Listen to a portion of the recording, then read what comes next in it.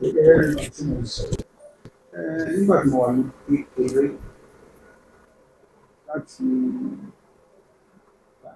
kékeré láti gbé primary school ní ìjọba kúrò ní ìlú. So, ilé yẹn ó jẹ́ kó àwọn ìlú mi ó fún wọn ní concern, ó fún wọn ní ọgbẹ́ ọkàn. So, wọ́n máa ń mú ìlú káàkiri láti find solution. Ìpáàní lẹ fẹ́ sọ yẹn o. Ìpáàní ìjọba tó jẹ́ omi ìpáàní gidi. Tí bá fẹ́ jẹ́ àgbà rẹ̀ mi ò ká lọ́pọ̀. Ṣùgbọ́n ní wá lè rí pé o ju àìtì mi lọ tó ń tọ́ mi ní ìlú bẹ́ẹ̀. Màá bí ṣe pé mo gbé èèyàn méjì tó wà pẹ̀lú ẹ̀ ìlú bẹ̀rẹ̀ bẹ̀. Ibi tẹ́ ẹ burú dé láì sá Ajantala. Ajantala gan ló ní alias tó fún mi. Nígbà yẹn. Alias tó fún mi. Nílùú wo? Ilé ṣàmì. Ṣùgbọ́n bàdàn náà fi mi sí. Mo lè gbé Hausa náà, gbé Kano, gbé Yola State. Mo school ní primary school ní Asawari primary school, Súlérè. Súlérè lẹ́kọ̀ọ́. Lẹ́kọ̀ọ́, lọ sí Asawari primary school. Ara àwọn pátá ẹ̀ náà ló lékè àjẹmọ́ wọn káàkiri náà. Nígbà tó bẹ́ẹ̀ yẹ, kò síbi táwọn mú mi rẹ̀. Yes. Ilé àfáà, ilé aláwo, àsọtẹ́lẹ̀ wa ń pọ̀ tó tiẹ̀ wà ń bẹ̀. Wọ́n ṣàfàṣẹ. Àti kórìíta kan wọ́n tẹ̀ ní ẹ̀mẹ́jì ilé Juvenile Rehabilitation Center kan wà ní Oyo State sí ẹ̀lẹ́mẹ́jì. Ẹ̀mẹ́jì ní gbẹ̀ngàn tí àkọ́kọ́ tó fẹ́ bí mi lọ àwọn ní gáràjì Iléṣà wọn fi gáràjì ẹ̀fọ́ amẹ́sì wọn pé ní ìlú gáràjì ilé gáràjì àwọn mọ́tò ayé ìgbà yẹn Bedford máa ń ní 4 corner window yẹn orígi onílàwọ̀ wọn fún mi lọ ìgbẹ̀dẹ̀ jókòó sáà ní ìyá sí ìlú ìfọlọ́mọ nǹkan fún wọn. Àmì Ọlọ́run. Wọ́n retí kí mọ́tò kú. Ó wà ṣe ń retí yẹn olóògbé mi tí àwọn òbí ìgbà yẹn ti máa ń wá ìṣòro ọjọ́ ìlú kan wọ ọgbà mi kò bá ìlú rẹ̀ jókòó sáré wọn. Ibi gbígbẹ̀ yẹn mo gbà tó wọ́lẹ̀. Ó gbà yín ni. Ìgbẹ́ mo gbà tó wọ́lẹ̀ bẹ́ẹ̀. Bíbọ́lẹ̀ tí mo bọ́lẹ̀ kúrò àbá ẹ̀ gbogbo àwọn tó wà ní gáràjì yẹn iye ọdún yẹn wọ́n lé mi tì. Wọ́n gbìyànjú wọn lé mi tì. Kòsí ọ̀kan wọn tó bí wọn ní ìtura rẹ̀ máa gbà fẹ́ kọjá. Bólé á sá lọ lọ́lọ́run lọ́hùn. Mo fẹ́ bí ìfẹ́ kan ní ìfẹ́ lọ ní ìfẹ́. Bàbá mi fún àwọn orin mú wọn láti padà sílé. So, ó lè jẹ́ mẹ́ta ní tó wọ́n dẹ̀ mi wọlé mi. Ṣé bá rí jọ sùn náà borí ẹ̀? Bọ̀ mélòó ní lọ́wọ́ ìyá àti bàbá ń gbà náà? Lọ́wọ́ ìyá mi mẹ́rin wà ní nọ́mbà 2. Ṣùgbọ́n wọ́n láti mi nìkan pọ̀ pẹ̀lú wọn. Ọkùnrin mélòó àbẹ́ nìkan náà lọkùnrin. So ẹnìkan lẹ́ni bẹ́ẹ̀ rí. Lọ́wọ́ ìyá mi. Wọ́n lọ́wọ́ bàbá àpọ̀. Kọ̀ọ̀tẹ́ kò sí ọ̀kan nínú tó ṣe bẹ́ẹ̀ ni. Títà láti ṣe ìgbà tó lẹ́lẹ́kejì ó ti fẹ́ mú mi lọ. Ìwà ń bóyá bẹ́ẹ̀ kò tara dé. Ẹ pé wọn mọ̀ bẹ̀. Wọ́n ń béèrè. Ẹjọ́ bí ilé tó ti máa ń rehabilitate àwọn kéékèèké tó máa. Ẹni tá a wá parí ní tálẹ̀ mú lọ tẹ́ ẹran tẹ́ mú lọ ní wọn nígbà lọ́wọ́ yín ó kéré. Bí wọ́n ní bẹ́ẹ̀ ló ń gbà yẹn. Bóyá gbogbo ìgbìjọ wọn ló mẹ́fà sí i. So ó le tó bẹ́ẹ̀ ni. Ajantala lè wo. Àgógò yìí tán rí ògbó ìní. Àgbótá ń lọ gan nìyẹn. Mi ò lè gbọ́dọ̀ gbogbo àyìn lọ torí mo ṣì wà ní bá dàgbà bá tábẹ́ ọmọ lọ́wọ́ ìjọ. So ọmọ tí ẹni ló wá sọ fún pé àwọn onígbẹ́lẹ̀ lọ́wọ́ yóò kéré ọ̀rọ̀ náà rí nọ́mbọ́ ọmọ tó bá ń fara wálé. Wọ́n lọ síbò mi wọ́n láwọn lọ bọ orí wọ́n láwọn lọ pọ̀ lẹ́gbàá wọ́n lọ adébí kan wọ́n ń ṣe aṣọ rẹ́ẹ̀kì wọn àdé yìí wọn pẹ̀lẹ́dà sí. Ṣùgbọ́n gbogbo gbèsè tó ń gbé yẹn nígbà tí ẹ bá ń da petrol sínú náà kò sí solution. So mo ní àǹtí kan ó wá jẹ́ mẹ́mbà wọ́sẹ̀ sí èsì Bàbà Obadare fọlọ́nfọ́n tó lè jẹ́ ìwà pẹ̀lú wọn ní ìjọba pé ó lè mú mo yìí lọ sí kò ṣẹ̀ǹtì lọ sí kò ṣẹ̀ǹtì àwọn ìlú ẹ̀jọ̀ sí lẹ́nu àwọn bẹ̀rẹ̀ sí lọ sí kò ṣẹ̀ǹtì kò ṣẹ̀ǹtì lápòrẹ́ nígbà yẹn wọ́n máa ń ṣe pàdé lóṣooṣù wọ́n ṣe ṣe sí àná mo wà ń bẹ̀ fún wa lọ sí church láti almost 50 years. ẹ wá padà síbẹ̀.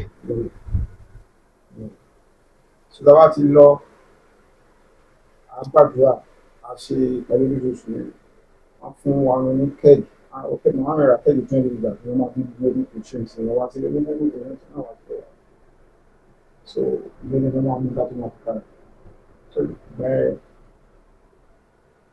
ni ìpadà wá wá títí ìgbàdúrà yà around 1974 there about 75 mo lọ ṣe ìbọn nílẹ̀ ní tìlẹ́ṣà máa ń tẹ̀lé started so ibẹ̀ láti kọ́ nígbà tí ń gbà wẹ̀ kò ṣe ìtìlẹ́ yàtọ̀ ẹ̀ láti ní kọ́kọ́ gbà wẹ̀ ìjọ tó ní káwọ́kọ́ gbà wẹ̀ káwọ́kọ́ débẹ̀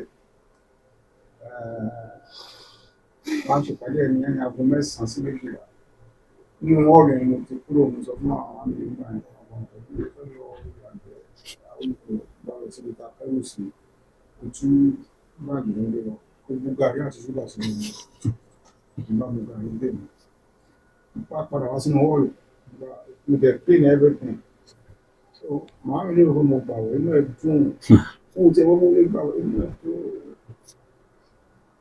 ọ̀rọ̀ ó ti lọ mo gàrí ìgbà tó ti dọ́kejì àti láti gbàwẹ̀ ẹ̀kọ́ tí mo fẹ́ kọ̀wọ̀ níbẹ̀ ni pé ẹ má ní ọmọ kéré ẹ̀kọ́ wọn náà wọ́n fi gbàwẹ̀ ó tẹ̀ wọ́n náà mùsùlùmí máa ń kọ́ ọmọ ojú gbogbo ètò àwọn kìrìsìtẹ́nì nìkan ọdún ìjọ kejì àti láti gbàwẹ̀ ní ẹ̀wọ́ lọ ẹ̀mú gàrí ẹ̀lọ́jí gàrí mu. kò ṣe ọdún dàbí lọ́nà so bí mo ṣe gbàwẹ̀ ni ọ̀rẹ́ ti gbàdúrà yẹn ti ní dàgbò méjìlá nípa ìta lè parí ọ̀pá ìta ọ̀dún ọdún ẹni tí mo mọ̀ ti ṣe ń gbàwẹ̀ títí di àwọn ìṣòro and every year méjì ní wọn gba 40 days. straight. 40 days ilé straight on my break. But 40 days lẹ́ẹ̀mejì lọ́dún. March and August. So.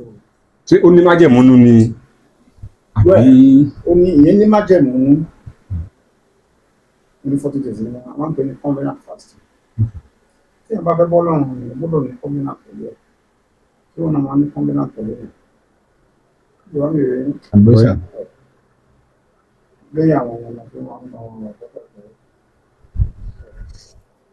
then kúlẹ̀ níwájú Bàbà Obadare nígbà àbí ẹ̀wọ̀n nígbà yẹn Ajantala lọ bàbá wò ní títí tó wà gbàdúrà jèjì alẹ́ ní bàbá sọ̀rọ̀ ayé ìsúná wọn fọwọ́n ṣe pé kò sí nǹkan kan tí lè ṣe ní nítorí ẹni ìfẹ̀lẹ́rúnà Ọlọ́run ní ọmọ ilé ṣùgbọ́n wọ́n ní pé màmá mi mọ̀ ìtumọ̀ yẹn gbà yẹn ni ohun tí ìbá ṣe ní pé ìbádé lè wá sọ fún ọ̀rọ̀ mi àwọn apalẹ̀ rẹ̀ mímọ́ ṣé ìpínlẹ̀ ní ìfẹ̀lẹ́rúnà Ọlọ́run ìyẹn ni pé yóò jẹ́ olùsẹ̀ pásítọ̀ àdúgbò mi àwọn yóò lè fún nǹkan náà bá ṣe ní ìwọ̀n tó wọ́n understand rẹ̀ ṣùgbọ́n mi tọ́lọ́run ti bẹ̀rẹ̀ sí ń gbàgbọ́ rẹ̀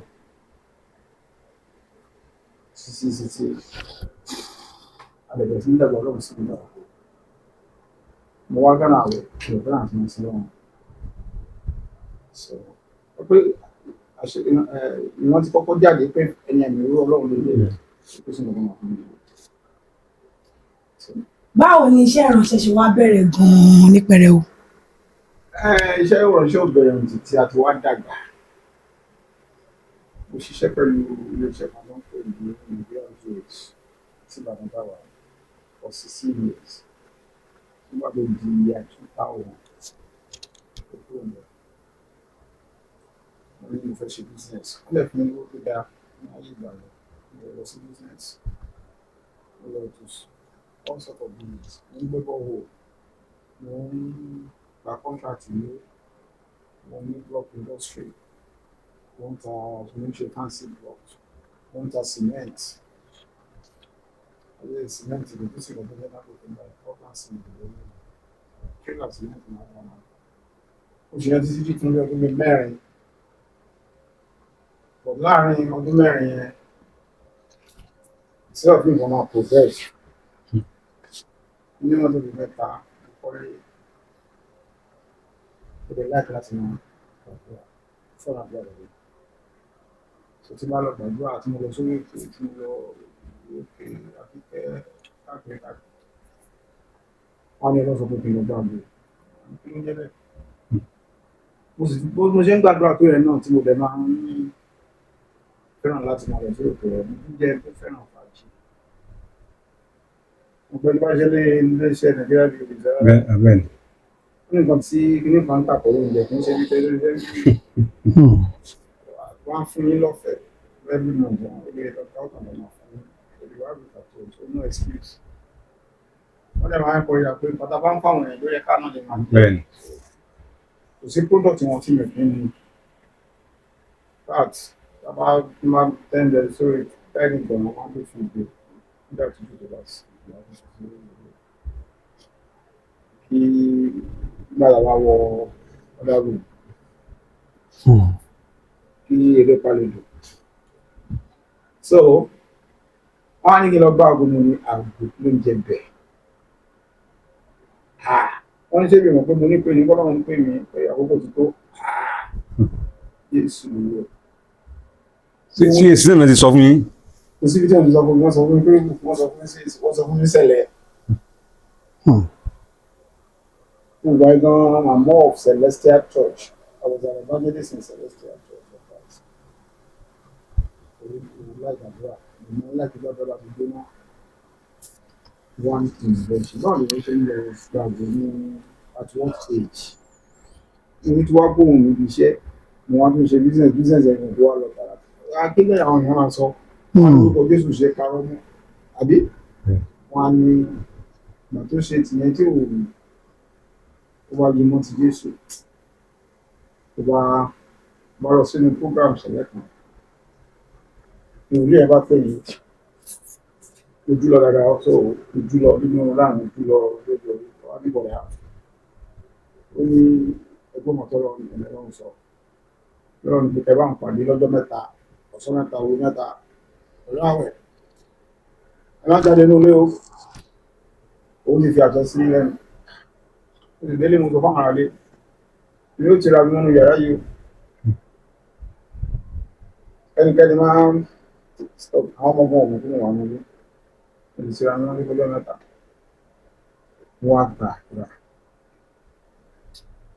ọlọ́run nínú mi ò sí ọdún mo ti fẹ́ bẹ̀rẹ̀ àwọn èèyàn ní ìgbà mi gbọ́ but give me a better second chance wọ́n á dé fún ìrìn sí ìyá parí àwọ̀ yẹn ọjọ́ tọ́ọ̀sì mo wọlé mo parí ẹ̀ láàárọ̀ Monday wọ́n á ní ilé parí ẹ̀ orí mo pa fóònù wọ́n á tan fóònù wọn ní lóun àti bẹ́ẹ̀ pàdé lọ́sàn-án mẹ́ta orí mẹ́ta mo fẹ́ rí àmì lẹ́nu kan wá sọ fún dípò sí ọlọ́run ẹni ẹ̀ tí gbàgbọ́ rẹ̀ ní ti máa rọ̀ ìgbà máa ń gbà àti àwọn ìpínlẹ̀ àti ìpínlẹ̀ ìjọba wà ní ìtara wọn wá gbọ́ òwúrọ̀ fún mi pé kí n kan fóònù mi lẹ́gbẹ́ aago méje so ibi tí fóònù wà sí yàrá mi ìgbà yẹn ó tó gbogbo mi fóònù wà níbi tí bọ́ọ̀lù ọ̀bẹ̀dùn bá tàn wọ́n ń padà bọ̀ láti wá láìdá sọ̀rọ̀ gẹ́gẹ́ pààrọ̀ Monday yìí ní ìtẹ́ tí mo kọ́ tí mo lè ṣe kí n tó dórí bẹ́ẹ̀ ni ẹ fóònù mi rìn nígbàjú pé kòkòrò ló máa bẹ́ẹ̀ tó ní ìlàjì méjì ó wá jẹ́ nọ́mbà tí mo stop wọ́n gbé ẹ̀yẹ́ pè mí pẹ̀lú nọ́mbà ẹ̀ tí mo forúkọ stop mi ò ní gbé ọdún máa lóore ilé ìfẹ́ gbà àdúrà bẹ̀rẹ̀ wọ́n jẹ́ àbúrò mi kan tó lé mi òun ò lè pè nígbà yẹn wọ́n ní ọ̀rẹ́ mi ní us spaces ó lè mi ní ìwádà tẹ̀ ní ṣe bẹ́ẹ̀ ní time na passport ẹ̀ ń bọ́ mo ní ó ní ṣé mo tó wà ní ìlú tó wà ní ìlú mo bọ̀ wà nílé ìlú ìgbàdúrà àdúrà tó ń bá ń bá ìlú bíi ọ̀rẹ́ rẹ̀ kan tó máa wá láti ìlú òyìnbó tó ń fẹ́ ṣe big project láàárẹ̀ ìgbé machine block sílẹ̀ táwọn ẹ̀rọ block lọ sí wa táṣì máa wára sí létí ìdáwà táṣì lórí tàbí ní ẹ̀rọ ìfún ní contract láti gbà. ó lò ní ìdáwọn formation kan ó ní bí àwọn ọmọ máa take mi láti rí passport. mo nínú ilé ìlọ́wọ́ àbí tí mo ti ń ṣe báyìí lọ́wọ́ àmọ́ ní kò lè gbà níbi 10-15 ìlú òkòmọ́dé àyàtọ̀ ó lè máa fún mi 30 minutes. So láàrin 10 minutes mo rí ibi tí mo fi sí exactly 30 minutes ó pè mí ó ń ṣe tí mo ti rí mo ní mo ti rí wá fún àwọn information to need anyway to cut this story short bó ṣe to travelling fún mi ìjọ tí mo ti wọlé àdúrà yẹn àwọn ogun ọlọ́run ti lọ arrest ẹ̀ ló ti bẹ̀rẹ̀ sí ní mi tí lè sùn ó ti ń ṣiṣẹ́ tó yẹ kó ṣe. Lórí ẹni tí mo sọ fún yín kó tó di àkókò yìí láti bí oṣù mẹ́fà sọ̀rọ̀ ọmọ ìyá rẹ̀ kò lọ pàdé ìjà kò lọ mo sọ pé mi ò ní gbé káyọ̀ pé orúkọ ìlú ni obìnrin àbọ́kùnrin. ọkùnrin ni so wọ́n ní gbàgbà formation ẹ̀tàn Monday ni ó ní tó bá di Wednesday ọ̀sẹ̀ ó lò wọ́n àwọn àbúrò kan wá kọ́ ọ̀dọ́ kan ní sáìn ìpínlẹ̀ passport mi sí. abroad làwọn wà ní sà. lábẹ́rẹ́ ọlọ́run adọ̀wà ní London náà so to cut the story short process yẹn ló sọ nílò ìlú ìlú. níjọ́ kẹta tẹ parí àdúrà pẹ̀lú Ọlọ́run. ọdún wo là ń sọ ẹ. a sọ̀rọ̀ year 2004 21 years ago. yes. ìpínlẹ̀ rẹ̀ ṣe dé airport UK intro mo bẹ̀ bọ́ bàtà wọlé káwọn mi ní ìṣòro ọlọ́run yára yá ní gbogbo wa fẹ́ fà ó gbàrà tó wá fẹ́ fà yé mi dá ní ìjọ̀wọ́ ẹ̀fọ́ bẹ̀rẹ̀ sí nílò òdòdó wa bẹ́ẹ̀ ni mo ti ṣe tí báwa mẹ́rin tì mo ti bá ọlọ́run pàdé mo ní ìsì wà pọ̀ bá ṣe máa ń fọ́nṣàn yàtọ̀ sí àwọn tó bá yọ ẹyin sà àwọn bí Elijah ṣe fọ́nṣàn ó yàtọ̀ slightly sí ti Elisha ó yàtọ̀ sí ti Samuel wíwọ yàtọ̀ sí David they are all perfect Moses was not very perfect ẹjọ́ rẹ̀ sọ́yìn so mo dẹ̀ bẹ̀rẹ̀ mo wá lọ sí school mo wá lọ sí church mo wá wá celebrity lóko òde mo wá wá celebrity ní ìdílé tó bẹ̀rẹ̀ tó kì í ṣe ní London bí aspect ìpéyàn dé sí ìpéyàn Àbújá ní capital ìpéyàn dé sí Àkúrẹ́ àbí Súlẹ̀jà àwọn suburb. wọ́n ti ṣẹlẹ̀ ní bọ́ sínú community church kan wọ́n sọ tó wá jẹ́ pastor obìnrin ní ìlú wọ́n fún mi àwọn rí mọ́lẹ̀ tó pọn ní ayé mi ṣé mo fẹ́ lọ sí Bible school wọ́n á ní èsì wọ́n ló ṣe gbogbo recommendation gbogbo reference tí wọ́n lọ ṣe degree in theology in University of Leeds. Ìrìnàjò náà tẹ̀lé ọlọ́run bẹ̀rẹ̀ sí ìjọ. Wọ́n challenges wà pọ̀ tó bá ti wá sí láti léèrè pé tó wọ́n ní dájú ìjọ fàdúrà sí Áfíríkà. Títí dọ̀la kì í ṣe ìjọ wá gbogbo the challenges but about to take it. Calm down. Bàbá 21 years yẹn nínú ìrìnàjò yìí bó ló ṣe rọrùn sí ṣá. Ṣé mo wí pé ẹ wo ilé ìsìn ó lè yẹ pé pẹ̀lú ọ̀dọ̀ Kristi oṣù mẹ́fà làkọ́kọ́ ṣùgbọ́n tí èèyàn bá fẹ́ dúró wọ́n máa ń gbé katakata wá lé ìgbà tó máa gbà wọ́n lójú mẹ́fà ẹ̀rí pé láàrin ọjọ́ kan sí méjì wọ́n á lẹ́rù rẹ̀ àbí so bí èèyàn bá ti lápò orí tì bí èèyàn dẹ́kun fún àdúrà gbogbo tó bá lè máa bẹ̀rẹ̀ bẹ́ẹ̀ ni ọ̀rọ̀ Nàìjíríà ń lọ kí ló wá gbà lọ́wọ́ yín 21 years yẹn ìpàdé yìí pẹ̀lú Kristi pẹ̀lú Ọlọ́run kí ló gbà á? Bẹ́ẹ̀ nǹkan tí kò gbá nǹkan kan pa ṣe nǹkan tẹ́ ní ìpín the sacrifice that I made. yà kí làwọn nǹkan tẹ́ ń ṣe tẹ́ lè ṣe mọ́. Yàrá bírì.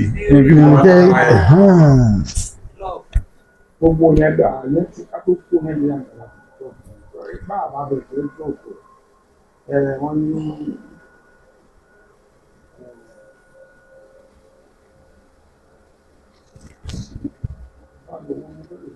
the family ńkọ́ báyìí ká lọ sínú family kẹ́ tó lè lọ sí ẹgbẹ́ ìtò tẹ́gbà Ọlọ́run mo ti dé o ṣe kọ́ ọmọ kúrò àwòrán ni àbí ẹ̀fà wọn lẹ̀ sí Nàìjíríà bí lẹ́yìn lọ sọ̀rọ̀. Ìpínlẹ̀ àtọ̀wọ̀dáre mú fi yàwó àtọ̀ sílẹ̀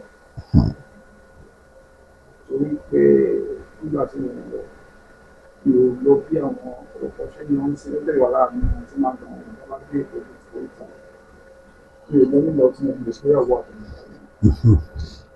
For survival and for a new beginning. And the beginning of the Lord, I'm going to see them by me. Yeah, the beginning of the Lord, I want to love there. I want to graduate. So, yeah, the very good guy.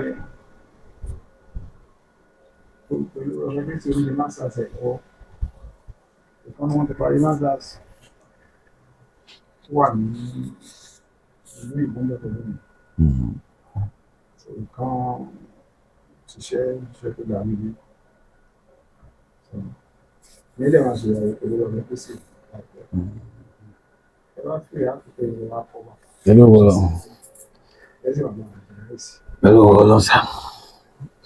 Mo ń tẹ tí àwọn ìpínlẹ̀ ń sábà jẹ. Láìsí náà ni. èsì náà ni àwọn tá a bá sọ nínú ìrìnàjò ẹ̀sà nínú iṣẹ́ ìsà ìwo ni bóòlù ìṣẹ̀lẹ̀. Iṣẹ́ ìyanu iṣẹ́ gbogbo ìgbà ni iṣẹ́ ìyanu fara hàn. Mo ń gbé gbogbo ìgbà ṣùgbọ́n ohun tó kọ́ ṣẹlẹ̀ ni pé nígbà tí nǹkan bẹ̀rẹ̀ sí ní le orí bí mo ṣe lọ wọ́n kó síta gbangba máa sọ fọ́ lọ́rùn pé Nàìjíríà tó ti mú mi kó gan-an tuntun ṣe bẹ́ẹ̀ bẹ́ẹ̀ tàbí ilé tí mo rà mí lọ. Mo ní ó gbé ìrànlọ́wọ́ àtàlà ń gbèdè. Torí mi ò tẹ̀lé ẹni tí mò ń bá sọ̀rọ̀. Àwọn tó wà níbi gan-an ò ní pè mí, ara wọn ò fẹ́ bí stop mi. So fóònù mi kò sẹ́ gbé pé àbẹ̀ kankan tí bára àwọn tó fẹ́ fún mi jẹ́. Mo lè ṣe gbàdúrà yẹn ta gbangba. Lọ́run sí lọ. Lórí jẹ́ pé kò síbi tí èèyàn ti lè gbàdúrà. Ó sì yẹ kó dá ká má kọ̀ péjọpọ̀ sílẹ̀ gẹ́gẹ́ bí lílo ìṣẹ̀lẹ̀ pọ̀. Èmi máa ń gbàdúrà tí bá wà lórí tí bá ń ṣègbọ̀nsẹ̀. Tí bá wà lórí lójú sí máa ń gbàdúrà ní sílẹ̀. kò síbi tí. Since máa ń ní ìdáhùn ìfẹsẹ̀. Ṣọlá òun dá mi náà. Àrí tó dá mi náà mo fi rí ìrànlọ́wọ́ tí mo fi wá lọ sí yunifásitì fún ọdún mẹ́ta. Lọ ṣe dìgbì ní dìgbì ẹ̀yọ kan ní ọ̀nà bí sí ọ̀nà bá jọ tó lọ. Tó lọ ṣe ìyanu ní ìyẹn látún ìyanu ní ètò. Ó ní ti àwọn ènìyàn. Torí pé mo ní torí mo ti padà lọ sí patient nílẹ̀ mi wá. Ìmọ̀ràn òun lè fi ìlú. So, ìrẹ̀ lọ́wọ́ pé gbọ́dọ̀ lọ sápẹ̀rẹ̀ tí máa sápẹ̀rẹ̀ àbí oṣù tí. Ní CSC Obadare. Tí mo bá ti gbàdúrà sínú omi fáwọn èèyàn. Mi tí ìrò òun rẹ̀ lórí fóònù mi o. Ní 2013, bàbá kan wà níbí lẹ́kọ̀ọ́, rìtáyárì NNPC ni. Wá sí, wọ́n á gbé lọ sí bóyá owó àbọ̀sí lọ́nà lọ́nà NNPC specialist hospital lẹ́kọ̀ọ́ àbí ìgbẹ̀lẹ́ náà admit ẹ̀ sí. So ọmọ ẹ̀ wà lọ́dọ̀ mi, ọmọ ẹ̀ wà ní fáyà mi. Ìyàwó ẹ̀ wá bá ọmọ tó ju ọmọ. Wọ́n bá ń gbé pọ̀pọ̀ sick. Ó máa padà bọ̀ mí. Ìyàwó ò sì sí pẹ̀pọ̀. Ó sì fẹ́ enjoy ọmọ àti branch. Ọjọ́ ìbẹ̀rẹ̀ tí wọ́n ṣe bẹ́ẹ̀dẹ̀ oníbẹ̀. Wọ́n bá pè mí, mo ń dẹ̀rù ń jọ ẹ̀, wọ́n bá pè mí wọ́n lẹ̀ tó pọ̀ lọ́nà. Daddy, ẹ̀wọ̀n kan tó ń ṣẹlẹ̀, Daddy ṣe kékeré. Bọ́lá ti sọ fún mi ẹni gbogbo òun ọlọ́gbọ̀n pé ẹ má dáhùn ọlọ́gbọ̀n rẹ̀. Ó kò sí ìgbà tó ṣe bàbá mi. Ó ní ọjọ́ náà rẹ̀ gbogbo máa kó tọkàn lọ́wọ́. Wọ́n kàn fẹ́ fi kó lóńdó ìpè wọn ọlọ́run nínú ayé mi. Mo dẹ̀ bẹ́ẹ̀ mo ní kí n ṣe é fún ọkàn náà. Wọ́n ti admit bí 3, 4, 5 days kó lé mi lórí bed. Ó ní kí n wúwo ẹ̀sìn ní wọ́n á gbàgbọ́ àpòrò fóònù. Oníṣẹ́ wọn ló ń gbàgbọ́ nínú mi wọn yẹn. Ṣé ti wá gbàgbọ́ fún wọn? Ó gbàgbọ́ lórí fóònù. Mo dẹ̀ bless ọ̀rọ̀ mo lọ ní kán mú fún ẹ lọ sí ìpìlẹ̀ fún. Ìjọ ìrìn ni wọ́n bẹ̀rẹ̀ sí rìn. 2013 bẹ̀rẹ̀ sí rìn. Dídìde. Pàtó wọn tó jẹ́ kejì àgbẹ̀kẹ̀ta tí dókítà ti padà wá ẹ̀sà ni wọ́n ń bèrè wọn tó bẹ̀rẹ̀ wá kí iná ló ń ṣe tó fi admit rí gbogbo òkú tó ń wẹ̀ ti disappear. Ọmọ rẹ̀ sì wà lọ́run ní ilé ìsọ̀tún ọ̀pọ̀. Wọ́n bá dìjà dìde. Bàbá yẹn ní bàbá tiẹ̀ nílé kan lẹ́kọ̀ọ́ tó ti fẹ́ tà láti bí almost 30, 40 years before. Fáwọn ìta. Wọ́n náà fẹ́ tà ní ṣe gbàgbọ́ mọ́ ìfọlábàdì. Ìyá tó wà lọ́dọ̀ mi kí máa wọlé ń gbàgbọ́ fún wa. Ní tó bá ti délé ẹ̀pẹ́ mi, ẹ lọ fi wọ́n gbogbo lé ẹ̀ tó bí ọ̀sẹ̀ méjì ń bá kan tà. Láyé ìgbà yẹn tí wọ́n sọ fún yín 400 pounds. 400 pounds is about 100,000. 100,000 naira ló fún mi. Ó ní olóòtú tó fún mi 100,000 àwọn ọ̀rẹ́ inú wọn ti wá ẹgbẹ́ rògùn rẹ̀ transfer. Mi ò tẹ̀lé lákàntì mi tẹ̀lé tí mo ní pẹ̀lú president kò function ọmọ kankan lákàntì àwọn ọmọ mi. Sanwó sílẹ̀ December. Àsìkò ọdún. Báwọn ẹ ṣe fi wọ́n ṣe fi ìyanu tó pọ̀. Bàbá agbára omi ni. Kì í ṣe wẹ̀. Ṣé ìmọ̀ kó mi lágbára? Àbí nínú omi àti ènìyàn láti yọ ọlọ́run kọ́kọ́ dá. Omi àwa ló dágbẹ́ yìí. Àbí? So a lè pè ní agbára omi ní a lè pè ní agbára àṣẹ tí ọlọ́run fún mi. A lè pè ní agbára ìpè tí ọlọ́run pè mí. Mẹ́ta tó wọnú ẹ̀ ọ̀kan ni. Gbajúmọ̀dé kò ṣe oṣù lánàá ọ̀gá oríṣiríṣi mẹ́ta ni mo bá lọ. Láyé ìgbà táwọn ọmọ ẹ̀kọ́ ṣe ló wà lọ. Méjì ní tuntun wà. Wọ́n wà láwọn oṣooṣù wọn tí mo tẹ̀ rí ilẹ̀ bí orí ẹ̀. Wọ́n lè oṣooṣù ní pé ní olórí mi. Wọ́n sì ní every first of the month wọ́n lè fọwọ́. Ìgbọ́n wà nínú nǹkan ibi tí wọ́n ti ń ṣe ìdábà. Then the third one, ìyẹn the first one, tí kọ́kọ́ wà láyé ìgbà tí wọ́n bá rẹ̀ wá. Tán fẹ̀yìn mu. Tán fẹ́ mi mu.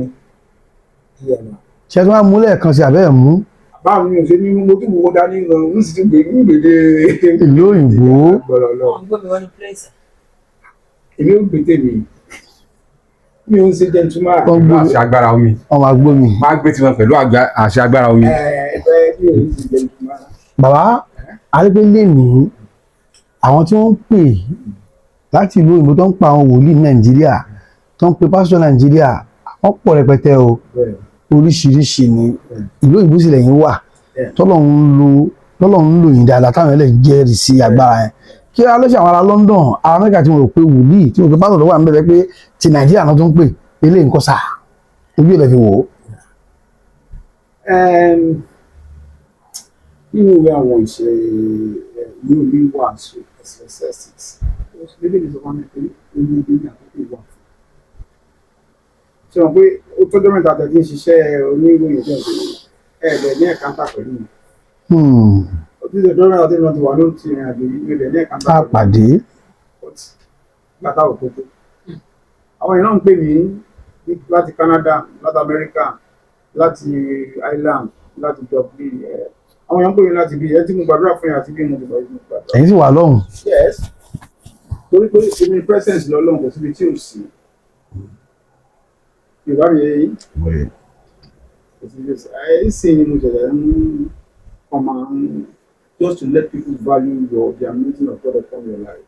téèyàn bá pè mí anywhere you are, even when you are within UK, just say where you are, I pray for you. Wọ́n lè ní tó bá rí ìyanu lọ sọpẹ́ ní church ìṣe. Ó dẹ̀ rí bẹ́ẹ̀. Ó bóyá ẹgbẹ́ bẹ́ẹ̀ gbé mi sí. Bẹ́ẹ̀ni. Ẹni tó bá ti mọ̀ mí dọ́.